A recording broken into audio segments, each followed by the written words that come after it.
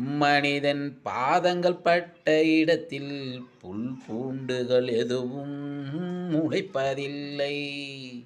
அந்த ஆடு மாடுகள் பாதங்கள் பட்டும் புல்கள் எதுவும் சாவதில்லை. இதை அறியாமல் மனிதன் தடை உத்தரவு போட்டது அந்த ஆடு மாட்டுக்கு தெரியாது. அந்த ஆடு மாட்டுக்கு தெரியாது. அந்த ஆடு மாட்டின் பக்கம் நிற்பவன்தான் மனிதன். இந்த மண்ணை காக்க வந்த புனிதன். அந்த ஆடு மாட்டின் பக்கம் நிற்பவன்தான் மனிதன். அவன்தான் இந்த மண்ணை காக்க வந்த புனிதன்.